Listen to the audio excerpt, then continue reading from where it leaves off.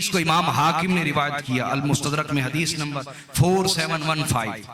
آقا نے فرمایا یہ جو ستارے ہیں کیا یہ زمین والوں کے لیے امان ہے. زمین والوں کے لیے کس چیز سے؟ من الغرق. یہ ان کو ہلاک نہیں ہونے دیتے.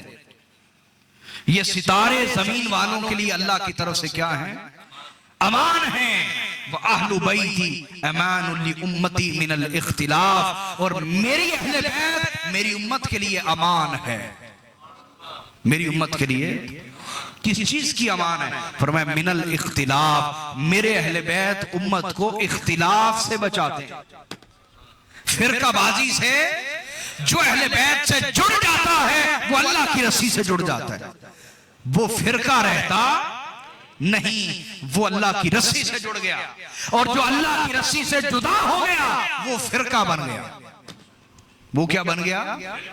یار شروع سے بات کرو نا.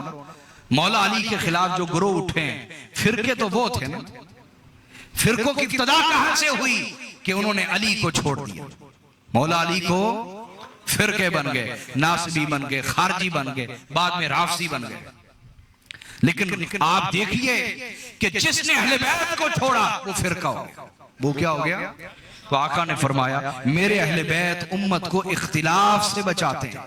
جو ان سے جڑ جاتا ہے اختلاف سے بچ جاتا ہے. فرمایا فَإِذَا خَالَفَتْهَا قَبِيلَةٌ مِّنَ الْعَرَبِ اخْتَلَفُوا. آقا نے فرمایا جب بھی کوئی عرب کا قبیلہ میرے اہل بیت سے اختلاف کرے گا، اختلافو، تو وہ امت میں پھوٹ ڈالے گا. امت میں اور اختلاف کا شکار ہو جائے گا، پھوٹ کا شکار ہو جائے گا. فَصَارُوا حِزْبَ إِبْلِيسِ. یہاں تک کہ وہ شیطان کا گروہ بن جائے گا. کس کا گروہ بن جائے گا؟ تو شیطان کا گروہ کیسے بنے گا؟ آقا نے فرمایا جب کوئی میرے اہل بیت سے مخالفت کرے گا. جب کوئی میرے اہل بیت سے بولیے. آقا علیہ الصلوۃ والسلام نے کیا ارشاد فرمایا؟ حضرت ابو ذر غفاری بیان کرتے ہیں. کون؟ اللہ کی رسی کو مضبوطی سے تھامو. اور وہ قرآن اور اہل بیت ہیں. میں تفسیر دے رہا ہوں حدیث کے ساتھ.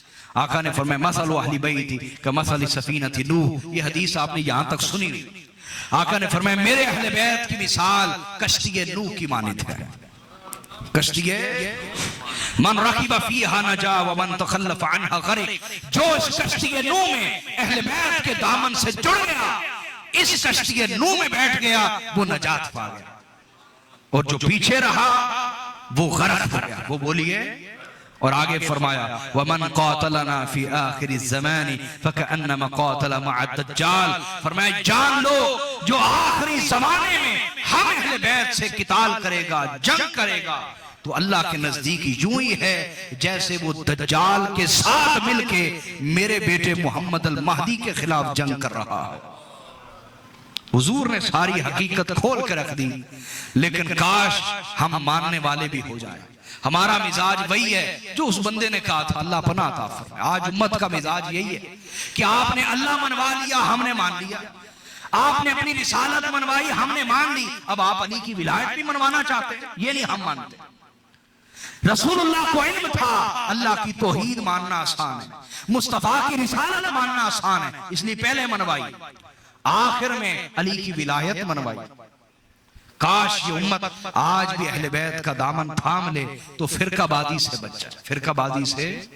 حاضرین، حضرت عبداللہ ابن عباس نے فرمایا تھا، اس میں بات کو ختم کروں گا، کہ اللہ تعالیٰ نے بنی اسرائیل پہ ذلت نازل کی، انہوں نے اپنے انبیاء کو قتل کیا.